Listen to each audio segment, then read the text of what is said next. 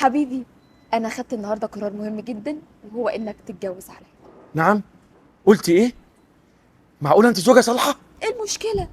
ما كده كده الرجل لا يكتفي بامراه واحده، يعني دي طبيعه. اجي انا بقى اقف ضد طبيعتك؟ والله انك زوجة صالحه، بس يا روحي انا معيش القدره يعني الماديه ان انا افتح بيتين. الرزق ده بتاع ربنا. والله زوجة صالحه، بس يا حبيبتي لا لا لا لا لا لا، انا ما عملتش فيكي كده، لا. طب بص، بص العروسه كده، بص العروسه دي اللي انا اخترتها لك. هي حلوه يا روحي، بس انا مش حاسسها بصراحه.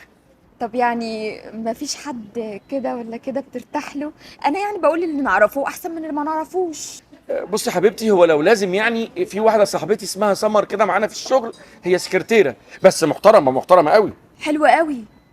ودي بقى ما اعتقدش يعني انها تقبل تبقى زوجة تانية. لا لا، ما احنا اتكلمنا في الموضوع ده وهي ما عندهاش مشاكل خالص.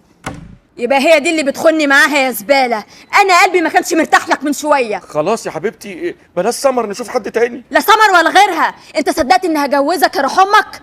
ده انت يوم ما تفكر تتجوز عليا اجيبك نصين. البت دي تترفض، وانا بنفسي هروح الشغل معاك كل يوم ويتعمل لها بلوك حالا. فاهم؟ يلا. حاضر. طلعتيش زوجة صالحة.